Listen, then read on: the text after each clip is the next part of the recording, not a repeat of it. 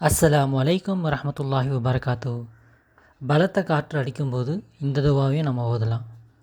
அல்லாஹும்ம இன்னி அஸ்அலுக ஹைரஹா வ ஹைர மா ஃபிஹா வ ஹைர மா உர்சிலத் பிஹி வ அஊது பிக மின் ஷர்ரிஹா வ ஷர்ரி மா ஃபிஹா வ ஷர்ரி மா உர்சிலத் பிஹி.